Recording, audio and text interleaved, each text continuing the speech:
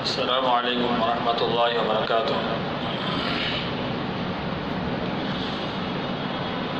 ان الحمد للہ نحمده ونستعینه ونستغفره ونؤمن به ونتوکل علیہ ونعوذ باللہ من شرور انفسنا ومن سیئات اعمالنا من يهده الله فلا مضل له ومن يضلله فلا هادي له ونشهد أن لا إله إلا الله وحده لا شريك له وأشهد أن محمدا عبده ورسوله أما بعد فإن خير الحديث كتاب الله وخير الهدي هدي محمد صلى الله عليه وسلم وشر الأمور محدثاتها وكل محدثة بدعة وكل بدعة ضلالة وكل ضلالة في النار۔ أعوذ بالله من الشيطان الرجيم، بسم الله الرحمن الرحيم۔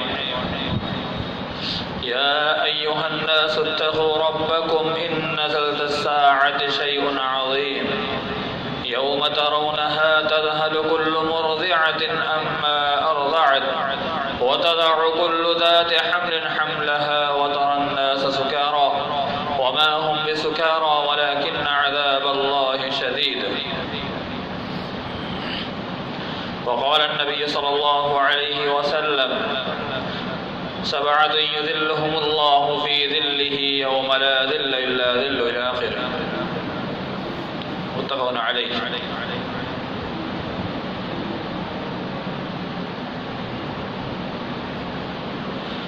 محترم و مکرم بزرگان دین، نوجوان ساتھیوں، آج کے اس درس میں جس عنوان کے تحت گفتگو کرنا چاہتا ہوں وہ ہے اللہ رب العالمین کے عرش کے سائے تلے کون؟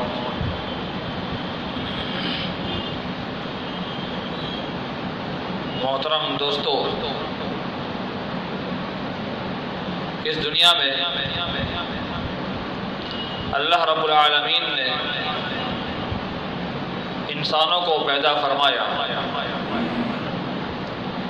اور پیدا فرما کر انسانوں کو یوں ہی بے یار و مددگار نہیں چھوڑا، بلکہ انسانوں کے رہن سہن کے لیے بندوبست فرمایا،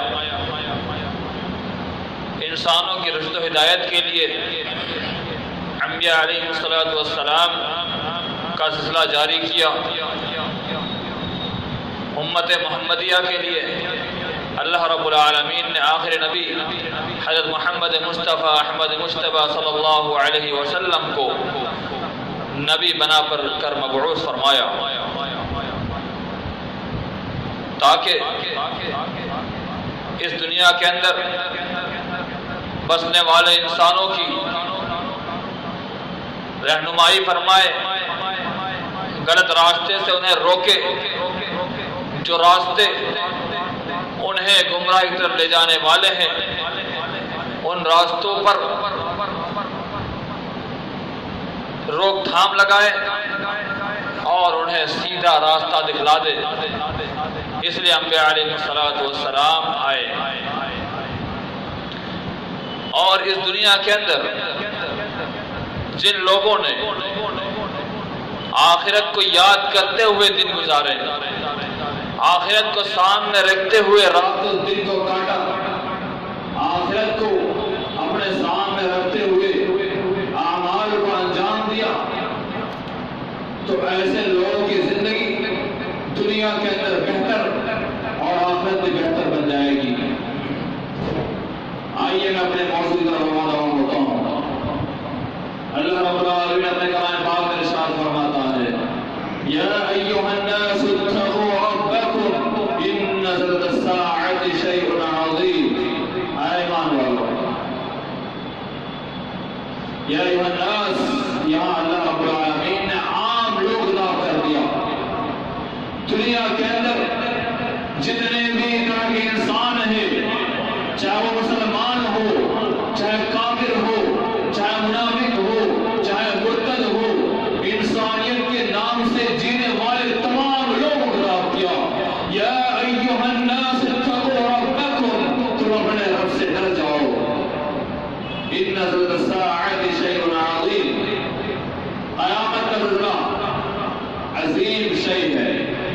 عظیم چیز ہے.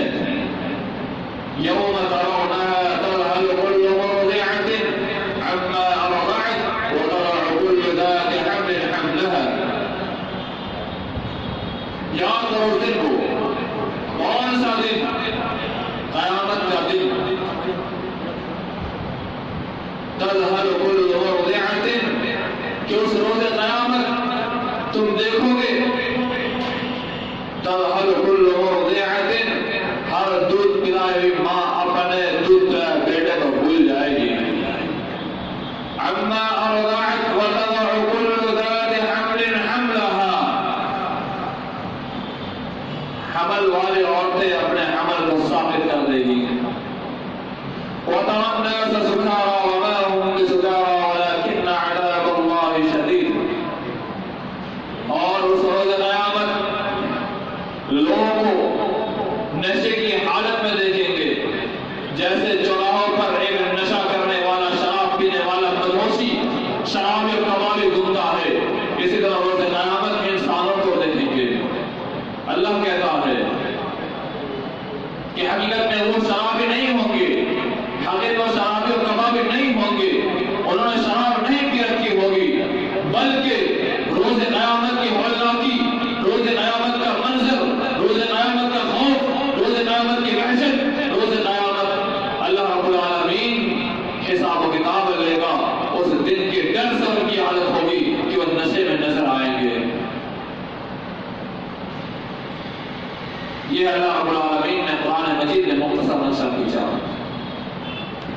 اور آگے چلیے ایک حدیث آپ کے سامنے نبی کریم صلی اللہ علیہ وسلم کو مقام محمود کے تعلق سے جو حدیث آئی اس سے کی روایت کہ محشر میں پوری انسانیت پریشان ہوگی، پوری ذریت نفسی کی حالت میں ہوگی. تمام لوگ اس سے شکایت کریں گے کہ ہمارا کیا حشر ہو رہا ہے، ہم پریشان ہیں، ہم مرے جا رہے ہیں. وہ قیامت کا دن جس دن سورج ایک میل کی دوری پہ ہوگا. میل کی تشریح دو طرح سے کی گئی ہے.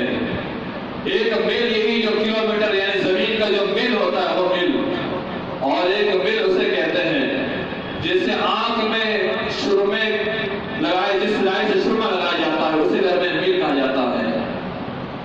تو یا تو یہ زمین والے میل یا اس سلائی جو چھوٹی سی ہوتی ہے اتنی دوری سورج کی ہوگی. سب پریشان ہوں گے، نفسی کی حالت میں ہوں گے. آپس میں رائے مشورے کے بعد یہ طے ہوگا کہ بابا آدم پر جایا جائے. آدم اسماعیل بعد جائیں گے تو آدم علیہ السلام نفسی کا حالت پیش کرتے ہوئے کہیں گے کہ آج میں خود پریشان ہوں، نفسی کی حالت میں ہوں، مجھے خود فکر دامنگیر ہے، میں تمہارا کوئی سپورٹ نہیں کر سکتا. جاؤ تمہارے اسماعیل بعد چلے جاؤ. حضرتوں کے پاس جائیں گے، وہی وہ انکار کر دیں گے، کہہ دیں کہ آگے ابراہیم علیہ السلام پاس چلے جاؤ. ابراہیم علیہ السلام بھی انکار کریں گے سفارش سے. تب جا کے موسیٰ علیہ السلام پاس جائیں گے. موسیٰ علیہ السلام کے انکار کے بعد عیسیٰ علیہ السلام پر پہنچیں گے. جب عیسیٰ علیہ السلام بھی انکار کریں گے کہ میں آج سفارش نہیں کر سکتا، آخر نبی کریم صلی اللہ علیہ وسلم کے پاس بھیجا جائے گا. نبی کریم صلی اللہ علیہ وسلم بھی ڈائریکٹ سفارش نہیں کریں گے، بلکہ اللہ رب العالمین کے عرش کے پاس جا کے سجدہ ریز ہو جائیں گے. تو اللہ رب العالمین کہے گا یا محمد ارفع رأسک سل تعطى اشفع شفع. اے محمد اپنے سر کو اٹھاؤ اور جو ماننا ہو مان لو، اشفع شفع، سفارش تمہاری آج قبول کر دی جائے گی.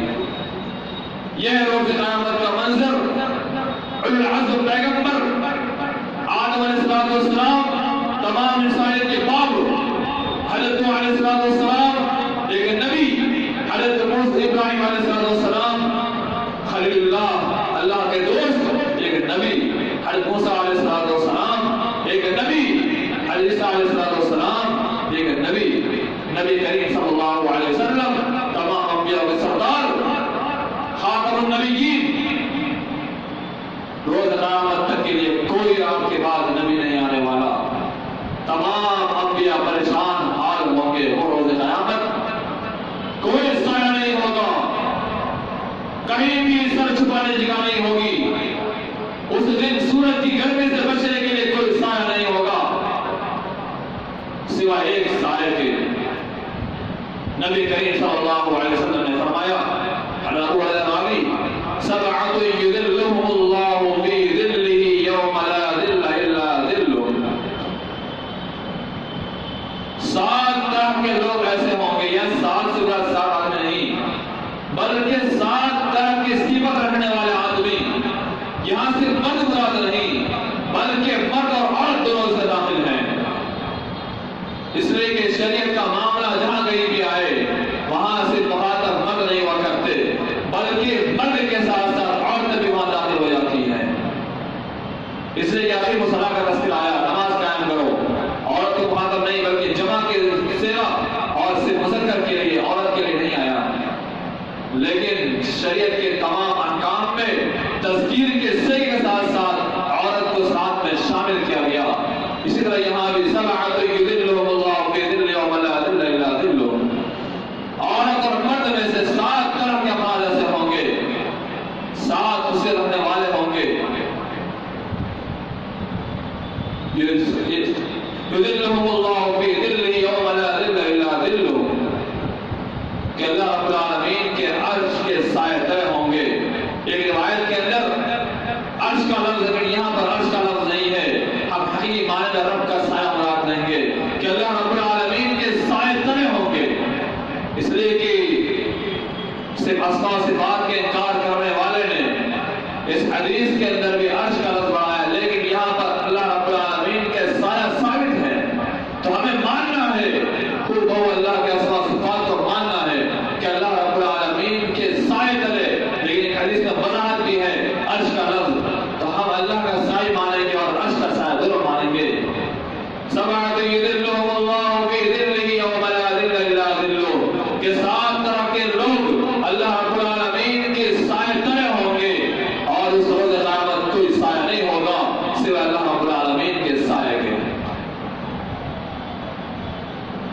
سب سے پہلا الامام العادل، انصاف کرنے والا امام، انصاف کرنے والا رہنما، انصاف کرنے والا رہبر۔ امام سے کون مراد ہے؟ کیا 5 وقت نماز پڑھانا امام سے مراد ہے؟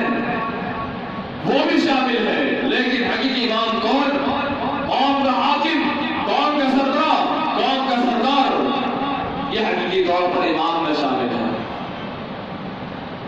ایک گھر کے اندر باپ بھی امام میں شامل، ایک ماں بھی امام میں شامل، قوم میں قبائل کے اندر جو ذمہ دار بنائے گئے وہ بھی امام میں شامل، ایک خاندان میں جو بڑا ہے وہ بھی امام میں شامل۔ نبی کریم نے فرمایا کلکم راع وکلکم مسؤول عن رعیتہ، تم میں سے ہر ایک ذمہ دار ہے، تمام ذمہ دار کو سوال کیا جائے گا۔ والامام راع، امام ذمہ دار ہے، اسے ذمہ دار کا سوال کیا جائے گا۔ اس کے بعد پھر ورجل راع والمرأة راعیۃ، وزن ساتھ کام کہ مرد ذمہ دار، عورت کے گھر کی ذمہ دار، تمام امام میں داخل ہے، یعنی جو ذمہ دار ہیں، بڑے رہنما ہیں، رہبر ہیں، قوم کو لے کے چلنے والے ہیں، گھر کو سنبھالنے والے ہیں، یہ سب لوگ امام میں داخل ہو جاتے ہیں۔ تو وہ عادل ہو، انصاف کرنے والے ہو، اگرچہ وہ انصاف کے تقاضا کے طور پر اگر اس کے دوست کی خلافی کیوں نہ ہو، بیٹے خلافی کیوں نہ ہو، چاہے کوئی بھی ہو، انصاف انصاف ہے۔ جیسے نبی کریم صلی اللہ علیہ وسلم نے فرمایا تھا، جب ایک عورت نے چوری کا ارتکاب کیا، فاطمہ نامی عورت، جب لوگوں نے سفارش پیش کی، نبی کریم نے کیا فرمایا؟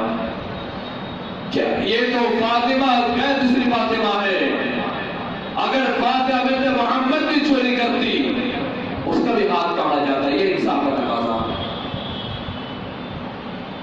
چاہے بیٹا ہو یا بیٹی ہو، چاہے گھر کا کوئی قریبی افراد ہو، چاہے باپ ہو چاہے کوئی بھی ہو، انصاف کا تقاضا یہ ہے کہ جیسے ہم دوسرے ساتھ انصاف کر رہے ہیں ویسے اپنے بیٹے باپ کے ساتھ، اپنے قریبی کے ساتھ ہر ایک کا انصاف کرنا ہوگا۔ سوال یہ ہوتا ہے کہ ایک حاکم، قوم کا رہبر، قوم کا ذمہ دار انصاف سے کیوں ڈرتا ہے، انصاف سے کیوں پیچھے ہٹتا ہے؟ اس کے ہاتھ میں کوئی ذمہ داری ہے، پاور ہے، بھاگ دوڑ ہے، لیکن پھر بھی انصاف سے پیچھے کیوں ہٹتا ہے، ڈرتا کیوں ہے؟ اس کی وجہ جانتے ہیں؟ نفس پرستی، ہوس پرستی، رب کے خوف کو چھوڑ دینا، رب کے ڈر کو برقرار رکھ دینا، دنیا داری کے خوف کو اپنے پاس رکھنا، دنیا سے خوف کھانا، فلاں شخص فلاں کا خوف کھانا۔ جب تمام لوگ خوف دل میں بیٹھ جائیں گے اور اللہ رب العالمین کا خوف ختم ہو جائے گا، وہیں سے انسان ختم ہوتا جائے گا۔ لیکن دل میں اللہ رب العالمین کا خوف بٹھا لے، اللہ رب العالمین قسم انصاف کے پیچھے نہیں ہٹیں گے، لیکن شرط ہے اللہ کا خوف۔ رزق کا مالک اللہ رب العالمین ہے، روزی کا اللہ رب العالمین ہے۔ وَمَن يَتَّقِ اللَّهَ يَجْعَل لَّهُ مَخْرَجًا وَيَرْزُقْهُ مِنْ حَيْثُ لَا يَحْتَسِبُ۔ جو اللہ رب العالمین سے خوف کھاتا ڈرتا ہے، يَجْعَل لَّهُ مَخْرَجًا، اللہ سے راستہ نکال دیتا ہے، وَيَرْزُقْهُ مِنْ حَيْثُ لَا يَحْتَسِبُ، اور اسے رزق ایسی جگہ عطا کرتا ہے جس کا وہ گمان بھی نہیں کر سکتا۔ خوف اللہ رب العالمین کا، ڈر اس کا ہونا چاہیے۔ راستہ نکالنا وہ ہے، کسی کا خوف نہیں، ڈر نہیں، تب انصاف کر پائیں گے۔ انصاف کا تقاضا باپ کے پاس بہت ضروری ہے۔ آج کے دور میں جہاں مناسب تقسیم کا معاملہ آتا ہے، باپ ایک بیٹے کو زیادہ پیار کرتا ہے، ایک بیٹے سے کم پیار کرتا ہے، باپ ایک بیٹے کو زیادہ قریب کرتا ہے، ایک بیٹے کو دور پھینکتا ہے۔ کہیں تو ایسا ہوتا ہے کہ وراثت سے آگ کر دیتے ہیں، وراثت سے ختم کر دیتے ہیں۔ یہاں بھی انصاف کا تقاضا۔ نعمان بشیر کی روایت ہمیں یاد ہونی چاہیے کہ انہوں نے اپنے بڑے بیٹے کو کچھ دیا، ایک بیٹے کو نہیں دیا۔ ان کی عورت بفر گئی، ناراض ہو گئی، کہا اس سے میں راضی نہیں ہو سکتی کہ نبی کریم صلی اللہ علیہ وسلم تصدیق نہ کر دے۔ ماں نے نبی کریم صلی اللہ علیہ وسلم کی عدالت میں پہنچا، نبی کریم صلی اللہ علیہ وسلم نے فرمایا کیا تم نے دوسرے کو بھی ایسا ہی دیا؟ اگر نہیں دیا، نبی کریم صلی اللہ علیہ وسلم نے فرمایا میں کبھی بھی اس پر تصدیق نہیں کر سکتا اور راضی نہیں ہو سکتا۔ تو ایک باپ کا حق بنتا ہے کہ وہ اپنے بیٹوں کے درمیان انصاف کریں۔ اگر وہ انصاف نہیں کر پاتا ہے تو اللہ رب العالمین کے سائے تلے جگہ تلاشنے کے بالکل مجاز نہیں ہو سکتا۔ رو کے مر جائے، پریشان ہو جائے، کتنا دعویٰ کر لینے کی گل، لیکن رب کے سائے تلے اگر جگہ چاہتے ہیں تو انصاف کرنا ہوگا۔ بیٹوں کے درمیان، بیٹیوں کے درمیان، گھر کے دیگر افراد کے درمیان، کنبے قبائل کے درمیان انصاف سے کام لینا ہوگا، تب جا کر کے اللہ کے سائے تلے روز قیامت جگہ ملے گی، ورنہ خائب و خاسر وہاں سے لڑنا ہوگا، پریشان ہونا ہوگا، پسینہ جھیلنا ہوگا۔ ہم تصور کرتے ہوئے چلے، ہم یہ سوچ رہے اگر ہو کہ تھوڑا پسینہ ہی تو جھیلنا ہوگا، تھوڑی گرمی جھیلنی ہوگی۔ سورج کروڑوں میل دور، ابھی ابتدائی گرمی، موسم بہار، خوشگوار موسم، ہلکی ہلکی گرمی ابھی جو پڑ رہی ہے، دوپہر میں باہر نکل جائیں تو پریشان ہو جاتے ہیں، برداشت نہیں کر پاتے، نہیں جھیل پاتے ہیں۔ سوچ لیجیے کروڑوں میل دور سورج ہے، اور اس روز قیامت سورج کہاں ہوگا؟ ایک میل کی دوری پر ہوگا، گرمی کا کیا حال ہوگا؟ حدیث میں آتا ہے نبی کریم صلی اللہ علیہ وسلم نے فرمایا کہ اپنے گناہ کے بقدر لوگ پسینے میں ڈوبے ہوں گے، کوئی ٹکنے کے برابر، کوئی گھٹنے کے برابر، کمر کے برابر، کوئی اس میں گوتا لگا رہا ہوگا۔ یہ کیسے بتائی گئی ہے؟ تو ہمیں سوچنا چاہیے کس طرح سے ہم وہاں دن کاٹیں گے۔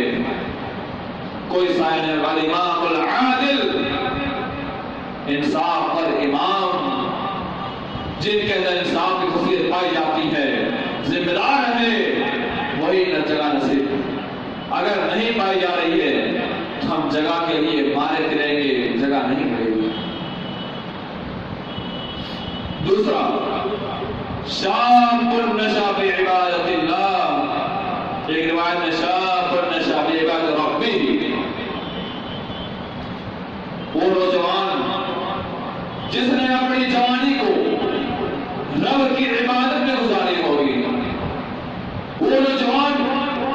جس نے اپنی جوانی کو تلاوت میں گزاری ہوگی، وہ نوجوان جس نے اپنی جوانی کو رب کی رضا خواجوی کے لیے گزاری ہوگی، وہ نوجوان جس نے دنیا مافی حق کے لذت کو ترک کیا ہوگا، وہ نوجوان جس نے خواہشات نفسانی کو ترک کیا ہوگا، وہ نوجوان جس نے شیطان کے اٹنڈے کو چھوڑا ہوگا، شیطان کی قیدی کو چھوڑا ہوگا، وہ نوجوان جو اللہ رب العالمین کے احکامات کے مطابق نے گزارتا ہوگا۔ ویسے نوجوان کو اللہ رب العالمین کے سائے تلے جگہ ملے گی، اور نوجوان جس کے تعلق سے اللہ رب العالمین روز قیامت سوال بھی کرے گا۔ نبی کریم صلی اللہ علیہ وسلم نے فرمایا لا تزول قدم آدم یوم القیامہ، کہ بندے کے قدم جگہ سے آگے نہیں بڑھیں گے، حتی یسأل عن خمس، ایک بات میں 4 کا لفظ، جب تک یہ 5 چیزوں کے تعلق سے سوال نہ کر لیا جائے۔ عن عمرہ فیما افنی، عمر کہاں گزاری، وعن شبابہ فیما بلا، اپنی جوانی کو کہاں تباہ کیا، اپنی جوانی کہاں برباد کیا، اپنی جوانی کہاں گزارا، اپنی جوانی کہاں لگایا، غیروں کی لڑکیوں کے پیچھے گھومنے نہیں لگایا، غیروں کی لڑکیوں کے پیچھے پڑھنے میں نہیں گزارا، طوائف خانے میں نہیں گزارا، سینما ہال میں نہیں گزارا، عیاشی کرنے میں نہیں گزارا، کہاں گزارا؟ شاب نشا عبادت اللہ، رب کی عبادت کا گزارا ہوگا تو رب کے سائے تلے جگہ بھی ملے گی، اور وعن شبابی فیما بلا کا جواب بھی بن جائے گا۔ نوجوانوں، یہ جوانی زندگی کے تمام مراحل میں سب سے کٹھن مرحلہ ہے۔ یہ جوانی جس کی عبادت رب کو بہت زیادہ پیاری ہے، یہ جوانی جس کے ہر عمل نیک عمل رب کو بہت ہی محبوب ہے۔ کیوں؟ ایک آدمی جب بچہ ہوتا ہے تو اس کے اندر خواہشات نفسانی اتنی نہیں ہوا کرتی، لذت کی اشیاء اتنی پیاری نہیں ہوتی ہے۔ جب بڑا ہو جاتا ہے تمام خواہشات کو ترک کر دیتا ہے، تمام تر لذت سے ہٹ جاتے ہیں۔ لیکن جوانی کے ایام میں بہت ساری چیزیں مہیا ہے، برائی بھی کر سکتا ہے، بڑائی بھی کر سکتا ہے، برے بھی کر سکتا ہے، ساتھ ساتھ میں اچھائیاں بھی کرنے کی طاقت ہوتی ہے۔ بچپن میں پیسہ نہیں ہوا کرتا تو آدمی اللہ کے راستے میں خرچ کرنے سے عاجز ہوتا ہے۔ ایک آدمی برا ہو جاتا ہے، اگر اس نے بینک بیلنس بنایا ہے تو اس سے خرچ کر سکتا ہے، لیکن پھر بھی اسے فکر دامنگیر ہوگی کہ اگر میں پیسے خرچ کر دوں گا تو آگے چل کے میرا کیا ہوگا، اگر بچے نہیں پالیں گے کیا ہوگا، اسی پھر میرا جاتا ہے۔ لیکن ایک جوانی ایسی مدت ہے کہ آدمی کماتا ہے، صبح اٹھتا ہے شام تک کماتا ہے، پیسے کا ذخیرہ بنتا ہے، اس پہ سے خرچ کرے، اس پہ سے نکالے گا، نیک عمل کرے گا، عبادت میں لگائے گا، اور جب آدمی برا ہو جاتا ہے تو بڑھاپے میں آدمی بیٹھ کر نماز پڑھتا ہے، کیونکہ وہ کھڑے ہونے سے عاجز ہو جاتا ہے۔ بچہ ہوتا ہے، نماز کی کوئی شعور نہیں ہوتا۔ جوانی کا ایام ایک ایسا ایام ہے، شعور کے ایام، تمیز کے ایام، اچھائی کرنے کی تمیز، برائی کی تمیز، ہر چیز کی تمیز جوانی میں آتی ہے۔ اس لیے جوانی کو بطور خاص شاب نشا عبادت اللہ، اور سوال وعن شبابی فیما بلا، نبی کریم صلی اللہ علیہ وسلم نے حدیث میں فرمایا کہ ابن عباس سے سیت کرتے ہوئے یہ بتائیں خمسا قبل خمس، کہ 5 چیزوں کو 5 میں غنیمت جانو۔ اس میں کیا ہے؟ شباب قبل حرم، بڑھاپے سے پہلے جوانی غنیمت جانو۔ اس لیے کیوں کہا گیا کہ جو کام آدمی جوانی میں کر سکتا ہے بڑھاپے نہیں کر سکتا۔ آپ گھر جا کر اپنے دادا پاس سے پوچھ لیجئے کہ جوانی میں اتنی عبادت کیا کرتے تھے کہ آپ بڑھاپے میں اتنی عبادت کر پائیں گے؟ کہیں گے، لیکن جوانی میں جو انسان کے نشاط باقی رہتے ہیں بڑھاپے میں نہیں باقی رہتے، اس کے اعصاب جواب دے جاتے ہیں۔ بہت 5 منٹ کھڑا ہو گیا پریشان ہو جائے، کئی طرح کی بیماریاں لاحق ہو جاتی ہے۔ اس لیے نبی کریم نے فرمایا شباب قبل حرم، کہ جوانی کو بڑھاپے سے پہلے غنیمت جان۔ تو میرے نوجوان بھائیوں، اگر روز قیامت اللہ رب العالمین کے سائے تلے جگہ چاہتے ہیں تو رب کی عبادت میں زندگی گزارے، دنیا کمائے لیکن رب کی رضا جوئی کے ساتھ کمائے، ہم محنت کریں، کام کریں، شادی بیاہ کریں، کھانا کھائیں، سب کچھ کریں، اگر رب کے فرمان کے مطابق ہے تو وہ تمام چیز عبادت میں داخل ہے۔ اگر ہم تمام کام کرتے ہیں رب کی رضا جوئی کے خلاف کرتے ہیں تو وہ عبادت نہیں، وہ حرام ہو جائے گا۔ اور نوجوانوں سے بالخصوص فجر کی نماز بڑوں کی سب لگی رہتی ہے، بڑا افسوس ہوتا ہے، بلکہ ہونا یہ چاہیے کہ نوجوانوں کو فجر میں وقت پہ پہنچنا چاہیے، بلکہ تہجد کا اہتمام بھی کرنا چاہیے، اس لیے کہ اگر خوف طاری ہوگا، ڈر دل میں رہے گا کہ ہمیں تہجد پڑھنا ہے، فجر کی نماز بھی پڑھنا ہے، تو رات میں لیٹ تک جگ کر گپ سڑا کے نہیں کریں گے، رات میں چورا میں بیٹھ کر کے الٹے سے کام نہیں کریں گے، غیروں کی لڑکیوں پہ آواز نہیں کسیں گے، غیروں کی لڑکیوں پر نظر نہیں اٹھائیں گے، بلکہ عشاء کی نماز پڑھ کے آ کر کے گھر میں آ کر اگر کھانا بعد میں کھاتے ہیں تو کھا کے سو جائیں گے تھوڑا ادھر ٹہل کر کے۔ وہ کب ہوگا؟ جب فکر لائق ہوگی کہ ہمیں تہجد پڑھنا ہے، ہمیں نماز پڑھنا ہے، فجر کی نماز تو وقت کے ساتھ پڑھنا ہے۔ فجر نماز کیوں چھوٹتی ہے؟ کیوں چھوٹتی ہے؟ شیطان جس نے رب سے وعدہ لیا ہے کہ میں تیرے پورے ذریعے کو گمراہ کر دوں گا، بہکا دوں گا، فجر میں سلاتا ہے، ٹھپکی لگاتا ہے، سو جا سو جا، وقت باقی ہے۔ اگر شیطان کے حد کرنے میں آ گئے، شیطان کے سلاح میں آ گئے تو ہم رب کے سائے کی طرفدار نہ رہے، اس لیے کہ رب کے سائے کے طرفدار اگر بننا ہے، سایہ چاہ رہے ہیں، سایہ ہمیں حاصل کرنا ہے تو فجر کی نماز پابندی سے پڑھنی ہوگی، تمام نماز کو پابندی سے پڑھنی ہوگی، تب جا کر کے ہم اللہ رب العالمین کے سائے تلے جگہ پائیں گے، ورنہ ہم نہیں پا سکتے۔ تیسری چیز، وَرَجُلٌ قَلْبُهُ مُعَلَّقٌ فِي الْمَسَاجِدِ، ایسا آدمی جس کا دل مسجد سے لٹکا رہے، مسجد لٹکا رہے یعنی مسجد لٹکا رہنا نہیں، بلکہ اگر فجر کی نماز پڑھ کے نکل رہا ہے تو اس کا فکر لگی رہے، اگر تجارت کر رہا ہے، گدی بیٹھا ہے، دکان میں بیٹھا ہے، کہیں بھی بیٹھا ہے، کہیں بھی گیا ہو، اسے ایک فکر رہنی چاہیے کہ ابھی زہر کا وقت تو نہ ہو جائے، زہر کا وقت ہوگا، مسجد میں جانا ہے، نماز پڑھنا ہے، زہر کا وقت ہوگا، عصر کا وقت آیا، اسے فکر لائق ہو کہ عصر کا وقت ہے، ہمیں نماز بھی پڑھنا ہے، عصر کی نماز میں پہنچنا ہے، عصر کی نماز وقت پہ پڑھنا ہے، عصر کے بعد مغرب کا وقت، مغرب عشاء کا وقت، یعنی فکر لگی رہے، نماز کی فکر اگر لگی رہے گی، یہی ہے قلب معلق فی المساجد، کہ مساجد سے دل اس کا لگا رہے، مساجد سے دل اس کا لگا رہے۔ نبی کریم صلی اللہ علیہ وسلم فرماتے ہیں کہ سب سے بہترین جگہ مسجد، سب سے بہترین جگہ بازار، مارکیٹ،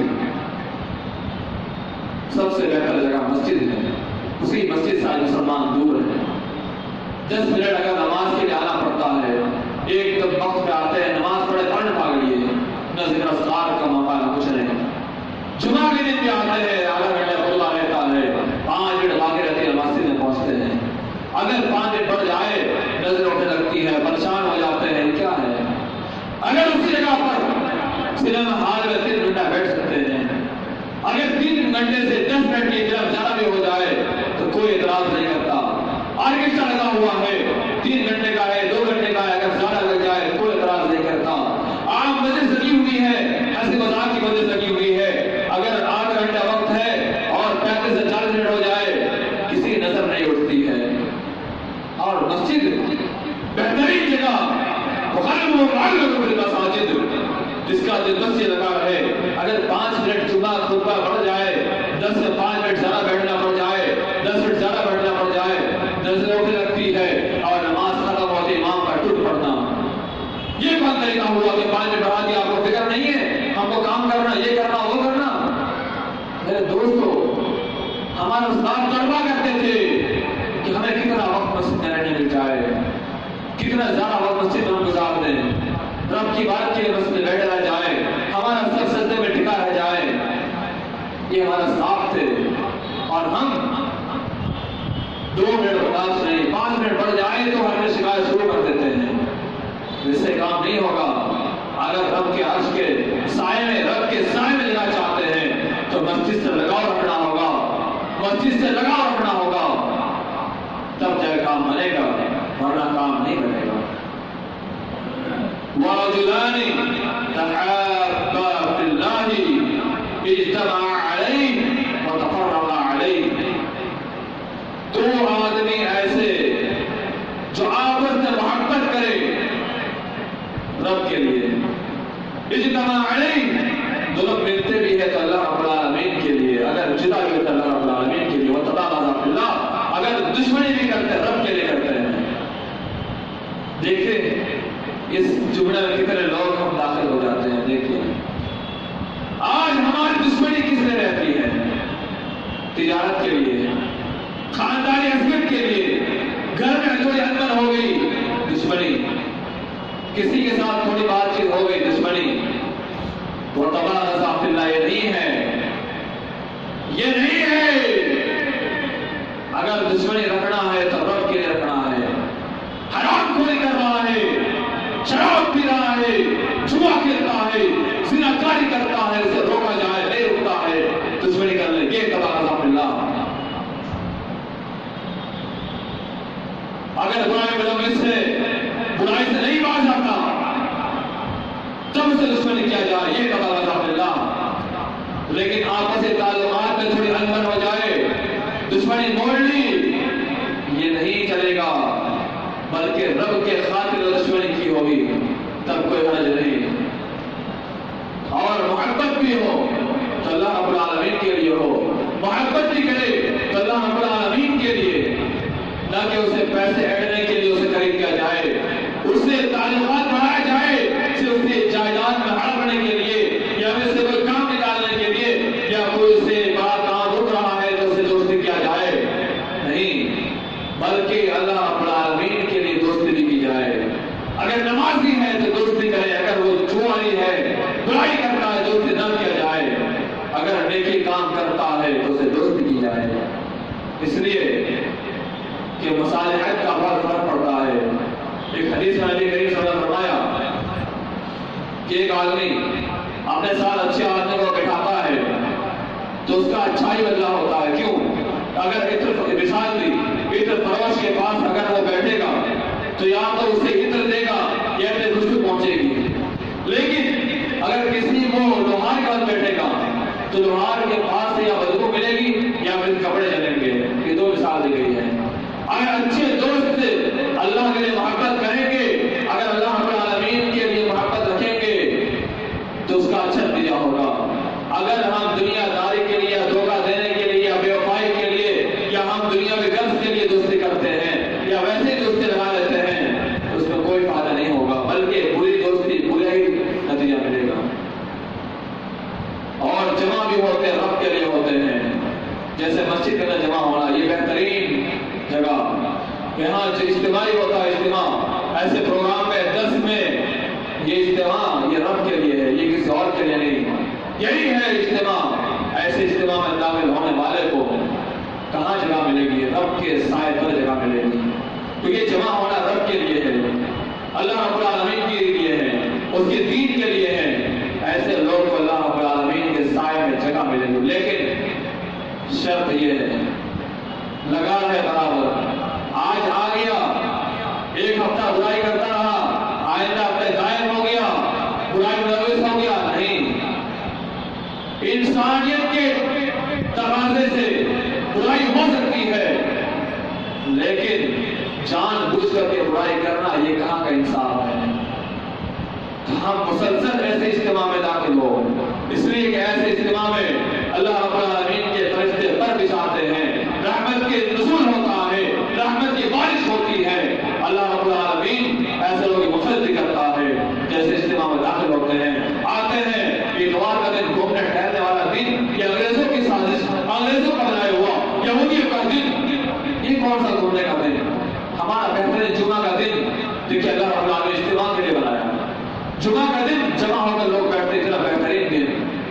نے دیکھیے اجتماع اتوار کے دن ہم نے رکھا، یہ کیوں؟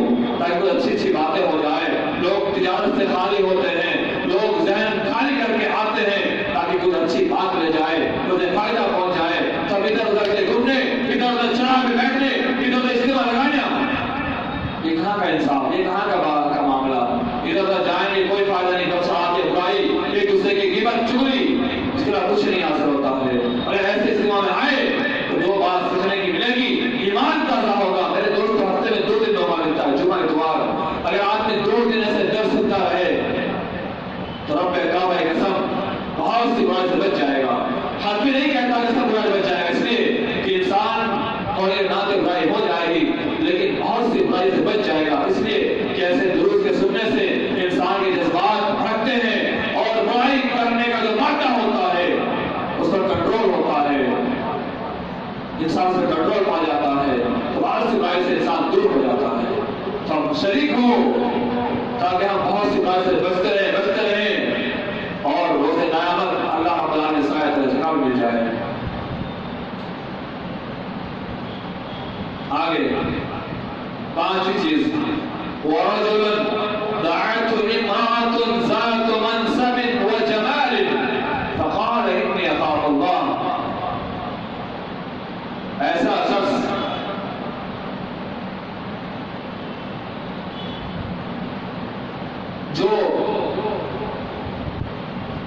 جسے کوئی عورت، خوبصورت عورت، ذات و منصب والی اور اسے بلائے، برائی کا معاملہ کرے، آپ مجھ سے بدکاری کرو، مجھ سے فحاشی کام کرو، جیسے کہ آج سوشل میڈیا کے زمانے میں یہ عام ہو چکا ہے۔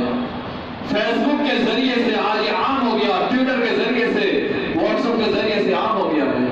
نمبر عورتیں پا جاتی ہیں، فیس بک کے اندر فرینڈ ریکویسٹ بھیج کے فرینڈ بنا لیتی ہے، میسنجر پر ریکویسٹ آتے ہیں، اور سی شادی ایسی بھی ہوئی ہے جو فیس بک سے شادی ہوتی ہے۔ فیس بک پر ریکویسٹ بھیج دیا، دوستی ہو گئی، بات چیت ہونے لگی، لڑکے نے ماں باپ سے کہا، لڑکے ماں باپ سے کہا، شادی ہو گئی، کوئی ادا پتہ نہیں لڑکی کیسی ہے۔ ایک بات یاد رکھیے، جو عورت ذاتی طور پر اگر پیش کرتی ہے وہ عورت اللہ ہے، ماشاءاللہ ہے، بہت کم ایسی ہوا کرتی ہے جو صحیح ہو، اس لیے کہ عورت کی رضامندی خاموشی ہے۔ جو عورت حیا والی ہوگی، دیندار ہوگی، اچھی عورت ہوگی، وہ کبھی بھی اپنے زبان کے ذریعے سے ان کلمات کو ادا نہیں کر سکتی۔ جب فیس بک کے ذریعے سے ریکویسٹ بھیج کر کے لڑکے سے کہہ رہی ہے کہ مجھے دوست بنا لو، مجھے اپنا فرینڈ بنا لو، آپ مجھ سے بات کیجئے، میں آپ کے جذبات کو سمجھ سکتی ہوں، آپ کے جذبات کو ٹھیس پہنچی ہوئی ہے اسے دور کر سکتی ہوں، آپ کے ذہنی خلیج کو میں دور کر سکتی ہوں۔ یہ ہو رہا ہے، سوشل میڈیا پر یہ ہو رہا ہے۔ نبی کریم صلی اللہ علیہ وسلم نے بہت پہلے کہہ دیا، وَرَجُلٌ دَعَتْهُ امْرَأَةٌ ذَاتَ مَنْصَبٍ وَجَمَالٍ فَقَالَ إِنِّي أَخَافُ اللَّهَ۔ اس وقت میں وہ نوجوان یا مرد کہہ دے إِنِّي أَخَافُ اللَّهَ، میں اللہ رب العالمین سے خوف کھاتا ہوں، اللہ سے ڈرتا ہوں، اللہ رب العالمین کے خوف پہ میں مبتلا پریشان ہو جاتا ہوں۔ ویسے آدمی کو اللہ رب العالمین کے سائے میں جگہ ملے گی، لیکن اگر عورت کے بعد میں آ جائے، عورت کے ساتھ گھومنا شروع کر دے، معاملات شروع کر دے، ویسے شخص کبھی نہ سوچے۔ جوانی کا مرحلہ بہت ہی کٹھن مرحلہ ہے، یہ تمام معاملے سے آتے ہیں، ان میں ہوتے ہیں، لیکن ہمیں بچنے کی ضرورت ہے۔ بچنا کوئی مشکل کام نہیں ہے، کوئی مشکل کام نہیں ہے۔ ان الصلاۃ تنہی عن الفحشاء والمنکر، اللہ نے کہہ دیا نماز خواہش کے منکرات سے روکتی ہے۔ ہم نماز پڑھتے رہے پنج وقتہ، ایسی برائیوں سے ہم بچے رہیں گے، ایسی برائیوں میں ملوث نہیں ہوں گے، کیونکہ نماز برائی سے روکتی ہے۔ اور جتنے طرح کے ذرائع برائی سے روکنے کے ہم انہیں اختیار کرتے رہیں تو اس سے ہم برائیوں سے بچ جائیں گے، اس کی دعوت کو ہم ٹھکرا لیں گے۔ چھٹی چیز، ایسا شخص وَرَجُلٌ تَصَدَّقَ أَخْفَاهَا حَتَّى لَا تَعْلَمُ شِمَالُهُ مَا تُنْفِقُ يَمِينُهُ، کہ اس کے دائیں ہاتھ نے کیا خرچ کیا اس کے بائیں ہاتھ بھی نہ جان پائے۔ ہاں، کسی کو ترغیب دلانے کے لیے اگر دکھا کر کچھ خرچ کیا جائے تب جواز کی صورت ہے، لیکن اگر ریا اور نمود کے لیے دکھا کیا جائے کہ میری واہواہی ہوگی،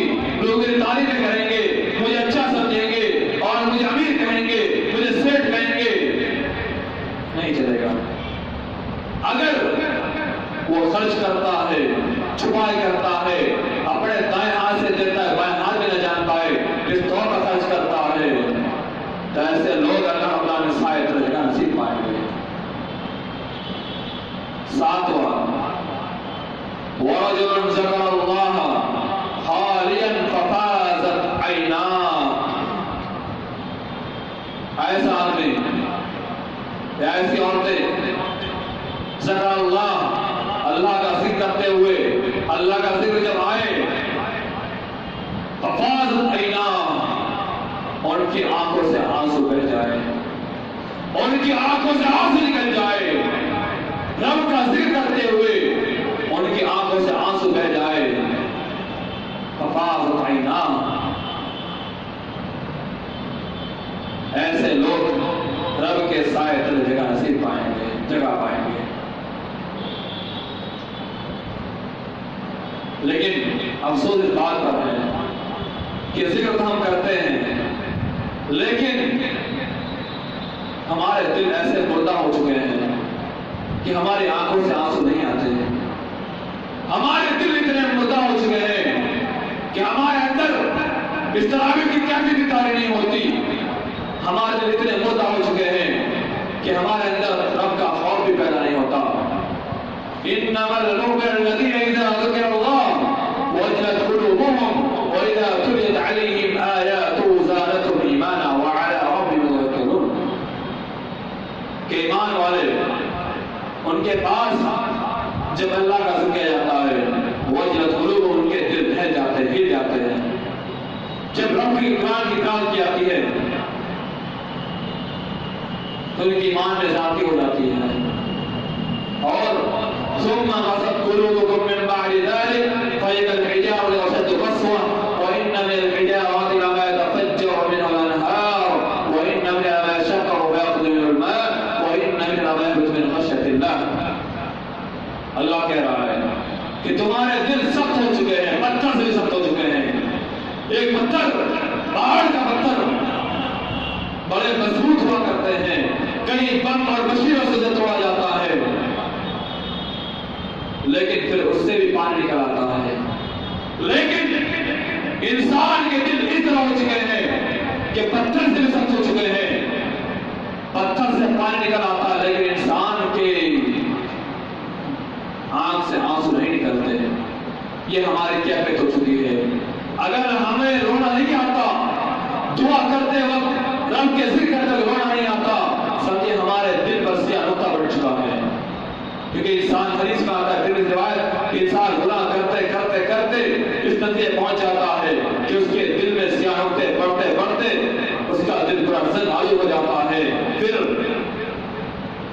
اس سے رب کا خوف ختم ہو جاتا ہے۔ تو اگر ہمارے آنکھ سے آنسو نہیں آتا ہے تو ہمارا دل سخت ہو چکا ہے، پتھر ہو چکا ہے، سیاہ ہو چکا ہے، اسے نظر سے مٹانے کی ضرورت ہے۔ مٹانے کے لیے استغفار کرے، رب سے رجوع کرے، رب سے روئے، گڑگڑائے، ضرور وہ چیز ہم سے دور ہوگی اور ہمارے آنکھ سے آنسو نکلنا شروع ہو جائیں گے۔ الذين آمنوا تطمئن قلوبهم بذكر الله ألا بذكر تطمئن القلوب، دل کا اطمینان سکون بھی ذکر اللہ کے اندر ہے۔ اللہ رب العالمین کا ذکر کیا جائے تو دل میں سکون حاصل ہوگا، اطمینان حاصل ہوگا۔ اگر رب کا ذکر سے ہم دور ہو جاتے ہیں، خالی ہو جاتے ہیں، تو یاد رکھ لو کبھی بھی دل کو اطمینان نہیں حاصل ہوگا، پریشان ہوتے رہیں گے۔ یہ سات چیز دو طرح کے لوگ حدیث میں بیان کیے گئے ہیں جو اللہ رب العالمین کے سائے تلے روز قیامت جگہ پائیں گے۔ اگر یہ سات خصلت ہمارے اندر نہیں ہے تو ہم لانے کی کوشش کریں، وقت باقی ہے، ابھی ہمارے پاس وقت ہے، ہم کوشش کریں انہیں لائیں اپنے زندگی کے اندر اور اپنے سے لاگو کریں تاکہ ہم اللہ رب العالمین کے سائے کے حقدار ہو جائے۔ اپنے اندر سے ہم دشمنی کو، عناد کو اور علماء کی بات کو سن کر کے اس کو نظر انداز کرنے کو چھوڑ دیں۔ اگر ہم نظر انداز کرنا شروع کر دیں گے کبھی اصلاح نہیں ہوگی۔ اصلاح کے لیے اسے سمجھنا ہوگا، گرچہ اپنی زندگی خلاف جا رہی ہو بات، اپنے خلاف بات چلی جا رہی ہو، اسے قبول کریں، اسے مانیں، اس لیے شیطان انسان انسان کا ازلی دشمن، اس نے وعدہ کیا دھکا دوں گا، وہ انسان کو کچھوا لگاتا ہے، مارتا ہے اس کے دل کے اندر، ذہن کے اندر۔ اس لیے حدیث میں آتا ہے کہ شیطان بنی آدم کے خون کے اندر رگ میں خون دوڑتا ہے، یعنی بنی آدم کے رگ میں دوڑتا ہے، تو انسان کو یہ روکتے رہتا ہے، یہ کام کیوں کرو گے، مت کرو مت کرو، مت سنو، یہ مولوی تمہارا دشمن ہے، کہ تمہیں دن کی باتیں بتاتے تمہیں روک رہے ہیں، تمہارا دشمن ہے، یہ شیطان ہے جو ہمارے ذہن میں بات پیدا کرتا ہے۔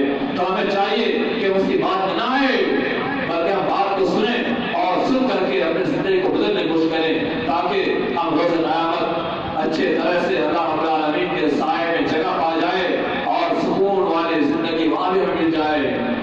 اس کے علاوہ جو اور بھی کچھ حدیثوں کے اندر بتائے گئے ہیں جو اللہ رب العالمین کے سائے میں جگہ نصیب پائیں گے، ان میں سے ایک جو کسی مصیبت زدہ کی مصیبت میں کام آئے، اور ایسا تاجر جو سچا ہو، سچ بول کر تجارت کرے، ایسے تاجر بھی اللہ رب العالمین کے سائے تلے جگہ پائیں گے۔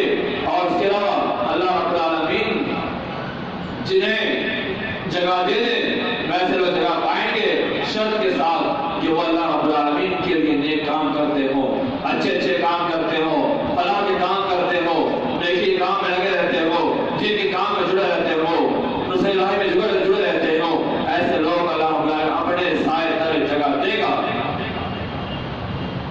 تو سب اس بات کی ہے کہ ہم سائے کے لیے، سایہ پانے کے لیے صرف زبانی دعویٰ نہ کرتے رہیں، بلکہ کوشش کریں۔ کوشش کیسے کریں گے؟ عمل کے ذریعے کرنا ہوگا۔ اگر عمل کرتے جائیں گے تو وہ آسان ہو جائے گا۔ آخری بات میں ختم کرتا ہوں کہ نفسیاتی طور پر آپ دیکھیے، انسان جس چیز کا عادی بن جاتا ہے وہ انسان کی فطرت بن جاتی ہے۔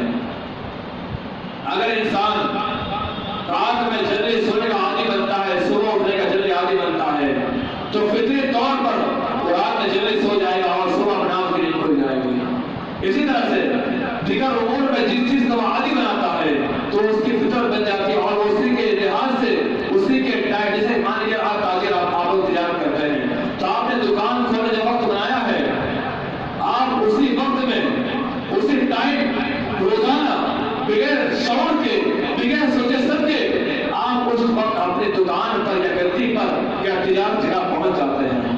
کیا مشاہدہ آپ لوگوں کا ہے یا نہیں ہے؟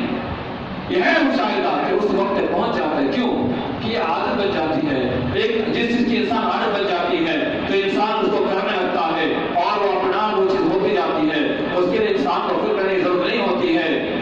تو اسی لیے ہم اپنے آپ کو عادی بنائے، دین کے عادی بنائے، دنیا کے ساتھ ساتھ دین کمائے، تو اس کا فائدہ یہ ہوگا کہ ہم اللہ رب العالمین کے سائے تلے جگہ پا جائیں گے، بآسانی پائیں گے، ہمیں اس روز قیامت پریشان نہیں ہونا ہوگا۔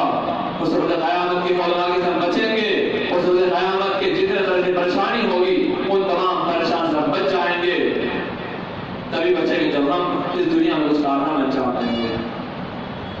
اللہ رب العالمین ہم اس روز قیامت اپنا سایہ نصیب فرمائے، اس روز قیامت کی مولماگی سے اللہ ہمیں بچائے، اس روز قیامت کی پریشانی کو ہم سے دور کر دے۔